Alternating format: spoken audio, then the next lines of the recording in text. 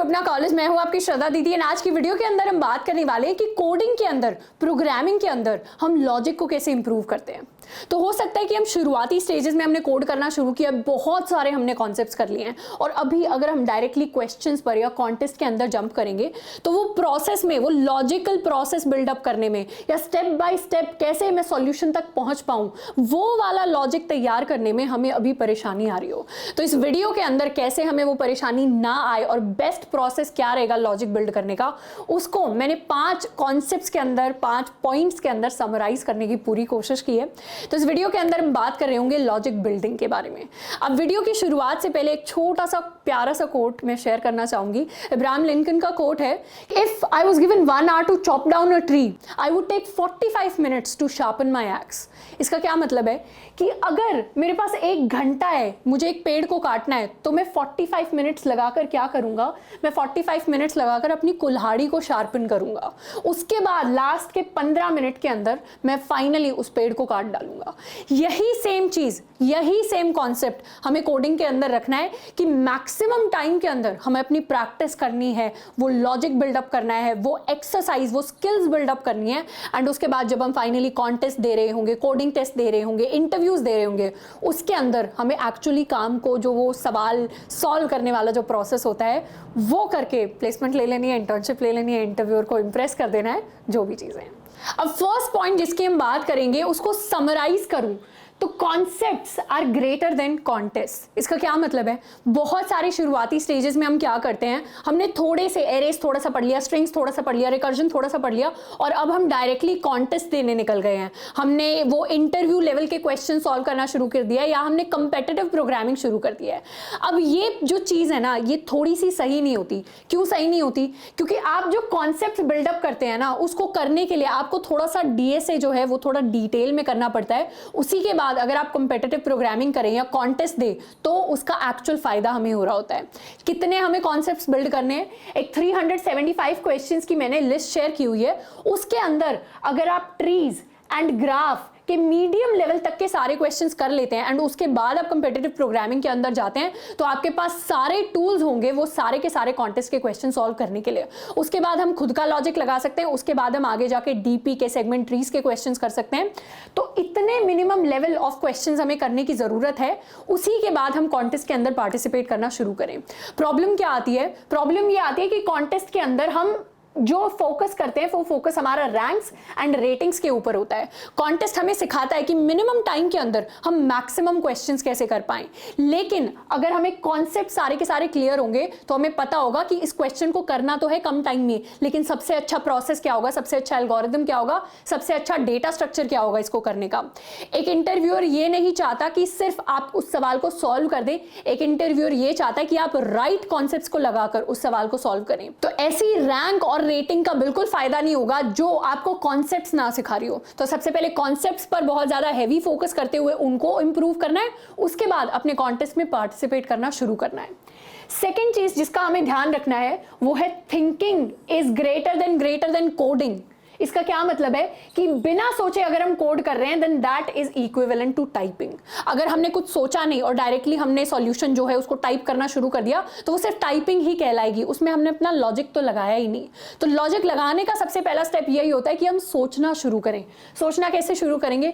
सबसे पहले हमें सवाल पढ़ना है।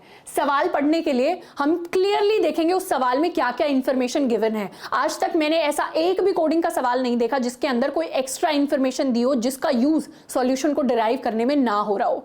कोई ट्रिक नहीं खेलता है इंटरव्यूअर आपके साथ, सॉफ्टवेयर इंजीनियर्स ये जो ट्रिक क्वेश्चंस होते हैं कि एक्स्ट्रा इंफॉर्मेशन देखते हैं यूज करेंगे, ऐसा कोई किसी के साथ नहीं कर रहा।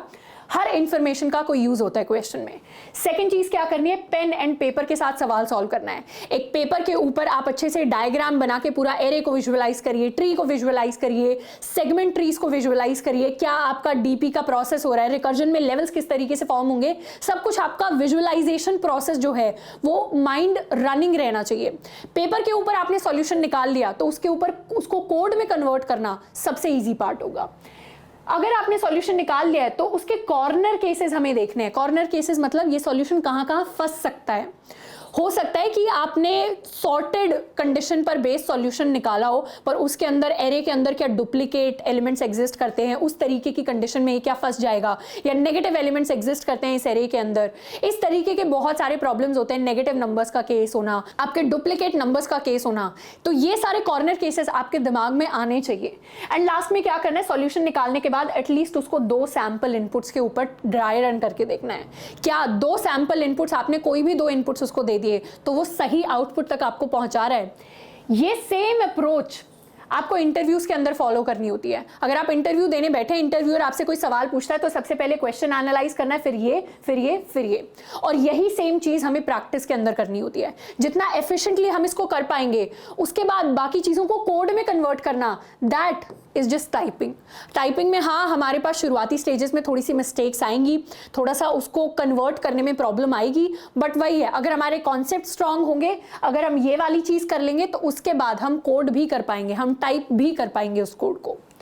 थर्ड चीज जिसका हमें ध्यान रखना है वो है कि स्टेप बाय स्टेप अप्रोच लेनी है जब भी हम किसी प्रॉब्लम को टैकल करते हैं। ऐसा हमें नहीं सोचना कि फर्स्ट टाइम में ही हमारा बेस्ट सॉल्यूशन आएगा, best space complexity, best time complexity.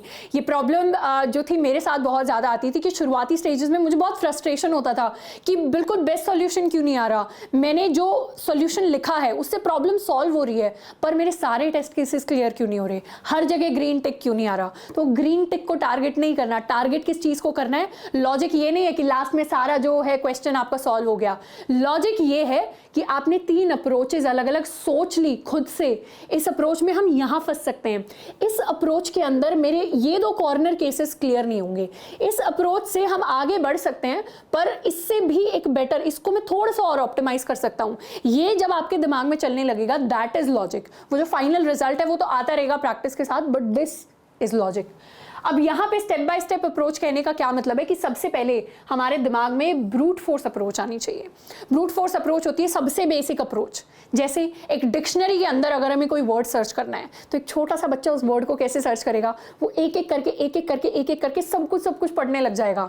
पर अगर हम एक टीनेजर हैं या फिर अगर अभी भी कॉलेज के अंदर है, कोई अडल्ट है, तो वो उसको कैसे सॉल्व करेगा, उसे पता होगा डिक्शनरी के अंदर सारे जो वर्ड्स होते हैं वो सॉर्टेड ऑर्डर में होते हैं, तो डायरेक्टली हम बाइनरी सर्च अप्रोच का यूज करेंगे और बहुत ही कम टाइम में हम उस वर्ड को ढूंढ डालेंगे।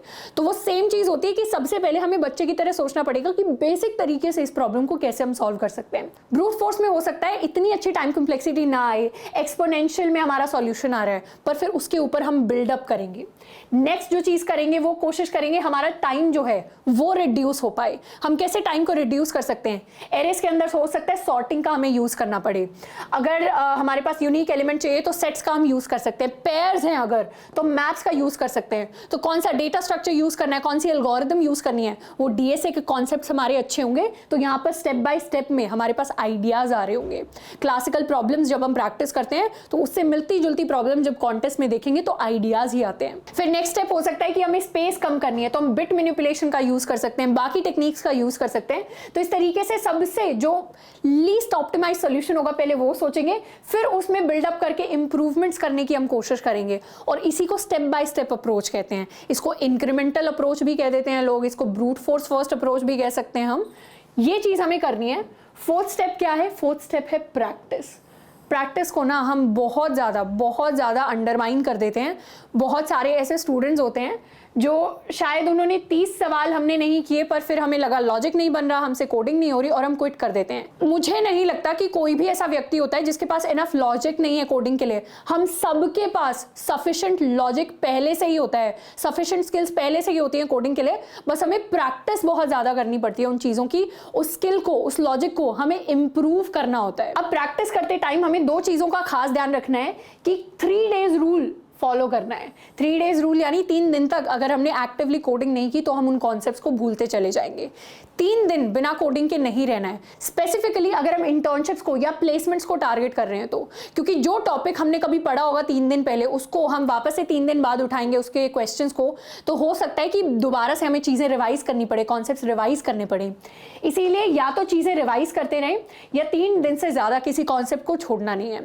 दूसरी चीज़, कि हर दिन प्रैक्टिस करनी है, चाहे आप मिनिमम 1 घंटा कर रहे हो। 1 घंटे के अंदर हो सकता है आपका एक ही सवाल सॉल्व हो सकता है आपके 2 ही सवाल सॉल्व हो रहे हो, ईजी लेवल के आपने कर लिए, एक ईजी एक मीडियम कर लिया, लेकिन एटलीस्ट 1 घंटा हम दे रहे हो। अगर हम एक्टिवली प्लेसमेंट की तैयारी कर रहे हैं तो, इंटर्नशिप की तैयारी कर रहे हैं तो, क्योंकि टाइम हमारा बहुत इंपॉर्टेंट है। समर वेकेशंस के अंदर अगर हम चाह रहे हैं कि हम शिमला भी घूम के आ जाएं तो उसमें भी दिन का 1 घंटा आप जरूर लगा लें कोडिंग के ऊपर, तो वो हमें बाद में जाके फायदा ही करेगा। कॉन्सेप्ट्स हमेशा फ्रेश रहेंगे दिमाग के अंदर। 5th पॉइंट जिसको मैं बोलूंगी दैट इज मूविंग ऑन। जितना इंपॉर्टेंट होता है ये पता करना कि इस चीज को मुझे करना है, उतना ही इंपॉर्टेंट होता है ये पता होना कि अब इस चीज को मुझे नहीं करना, तो कब किस क्वेश्चन से हमें मूव ऑन कर जाना है। इसके लिए मैंने डीएसए शीट के अंदर easy, medium and hard level questions जो दिए हैं उसका मैंने आपको आइडियल एक्सपेक्टेशन बताया है। कंपनी एक्सपेक्ट करती है कि इंटरव्यू के अंदर आप इजी लेवल प्रॉब्लम को 5 से 10 मिनट के अंदर सॉल्व कर लेंगे, एक मीडियम लेवल प्रॉब्लम को 15 से 20 मिनट के अंदर सॉल्व कर लेंगे, एंड एक हार्ड लेवल प्रॉब्लम को 40 से 60 मिनट के अंदर, 1 घंटे के अंदर सॉल्व कर लेंगे। पर शुरुआती स्टेजेस से अगर हम फर्स्ट टाइम कोड करना शुरू कर रहे हैं तो काफी टाइम तो हमें सिर्फ क्वेश्चन समझने में लग जाएगा इजी प्रॉब्लम का, तो शुरू में हमारा ये जो टाइम है इससे हमें थोड़ा सा ज्यादा टाइम लग रहा होगा। आप कह सकते हैं करीबन ट्वाइस टाइम लग रहा होगा या उससे भी ज्यादा हो सकता है इजी प्रॉब्लम आपने फर्स्ट टाइम उठाई है कोड करने के लिए तो आपको 1 घंटा तक लग गया। अब शुरू में ये जो 1 घंटा है ये जरूरी है, आपको पता होना चाहिए क्वेश्चंस किस तरीके से पढ़ते हैं, सैंपल इनपुट आउटपुट किस तरीके से पढ़ने हैं। तो शुरू में हम ये 1 घंटा लगा सकते हैं, लेकिन उसके बाद जैसे जैसे हमारी प्रैक्टिस और ज्यादा बढ़ती रहेगी उसके बाद हम क्या करेंगे, इजी प्रॉब्लम के लिए ऑलमोस्ट ट्वाइस टाइम यानी 20-25 मिनट हम स्पेंड कर दें। उसके बाद नहीं हो रहा तो फिर हमें आंसर देखना है, हमें उसका सॉल्यूशन देखना है, हमें उसका लॉजिक देखना है, इंपॉर्टेंट चीजें हैं उसको नोट्स के अंदर नोट डाउन कर लेना है और फ्यूचर के लिए उसको रिमेंबर करना है। सिर्फ इतनी सिंपल सी चीज है, क्योंकि प्लेसमेंट को हम एक इंटर्नशिप को टारगेट कर रहे हैं और हमारे पास लिमिटेड टाइम है और लिमिटेड टाइम के अंदर हमें बेस्ट तरीके से कैसे यूटिलाइज करना है हमें पता होना चाहिए। ट्वाइस अमाउंट अगर हमने टाइम लगा लिया तो इसके बाद हमें नेक्स्ट प्रॉब्लम पर मूव ऑन करना है, क्योंकि शायद इस प्रॉब्लम में ऐसा कोई हिंट यूज होना था, ऐसी कोई एल्गोरिथम यूज होनी थी, ऐसी कोई टिप यूज होनी थी जिसके बारे में अभी तक हमने सीखा ही नहीं है। ये भी बहुत सारे क्वेश्चंस के अंदर होती है, पर्टिकुलर टिप्स या पर्टिकुलर हिंट से, ट्रिक से ही वो सवाल सॉल्व हो रहा होता है। तो ऐसे केसेस के लिए ट्वाइस टाइम दे। मीडियम क्वेश्चन है तो उसको आप मैक्सिमम 40 मिनट देख सकते हैं, हार्ड लेवल क्वेश्चन है तो उसको मैक्सिमम 2 से 3 घंटे तक हम प्रैक्टिस कर सकते हैं अगर हमारी प्लेसमेंट जो है 2-3 महीने बाद आ रही है तो। वरना अगर आप एक फर्स्ट ईयर स्टूडेंट है या फिर आप एक स्कूल स्टूडेंट है जिसके पास अभी बहुत सारा टाइम है तो उस केसेस में हम और ज्यादा टाइम दे सकते हैं, डिपेंडिंग अपॉन हमारे पास कितना हमें वो प्रॉब्लम इंटरेस्टिंग लग रहा है या फिर कितना हमें मजा आ रहा है उसको करने में, कितना हमारा डेली का हमने प्लान बनाया है। एक क्वेश्चन 1 दिन में करने का प्लान है तो सिंपली आप एक हार्ड प्रॉब्लम को पूरा दिन भी दे सकते हैं, इजी प्रॉब्लम को फिर आप 2-3 घंटे भी दे सकते हैं, तो डिपेंडिंग अपॉन यू। और वो ऐसा नहीं करना कि दे रहे हैं तो पूरा दिन उस पर बैठे हुए हैं। अगर आपके पास ज्यादा टाइम भी है तो उसको पैसिव टाइम दे, यानी बाकी काम आप कर रहे हैं और बैकग्राउंड में उस टॉपिक के बारे में आप सोच रहे हैं, उस तरीके से हमें करना है। अब ये 5 कॉन्सेप्ट्स हमने कवर कर लिए जो मैक्सिमम जो टॉप प्रोग्रामर्स और अच्छे सॉफ्टवेयर डेवलपर्स होते हैं उनको पता होते हैं। अब इसके साथ साथ मैं एक बोनस टिप आपको देना चाहूंगी। बोनस टिप ये है कि हम पजल्स को सॉल्व कर सकते हैं। पजल्स जैसे आप सुडोकू सॉल्व कर सकते हैं, आप चेस जैसी चीजें कर सकते हैं, खेल सकते हैं, या फिर हमारे कुछ पिल्स टाइप के क्वेश्चन होते हैं कि ये 3 तरीके की गोलियां, इनमें अलग अलग वेट है, अब इनको बॉटल्स के अंदर अरेंज करना है। इस तरीके के बहुत सारे क्वेश्चंस होते हैं। तो अगर आप छोटे मोटे पजल्स को सॉल्व करते रहेंगे ऐसे ही टाइम पास के लिए तो उससे भी थोड़ा बहुत लॉजिक हमारा बिल्डअप होता रहता है। अगर आपको चाहिए कि किस तरीके के पजल्स हम सॉल्व कर सकते हैं या उसके बारे में एक्सटेंसिव शीट चाहिए तो उसके बारे में आप मुझे नीचे कॉमेंट करके बता सकते हैं। तो आई होप कि 5 चीजें एंड बोनस टिप जो हमने डिस्कस की है इसको हम बहुत अच्छे से फॉलो कर रहे होंगे।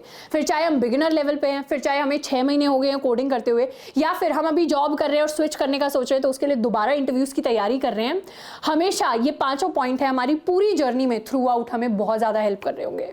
आज के लिए इतना ही, मिलते हैं नेक्स्ट वीडियो में। Till then keep learning and keep practising.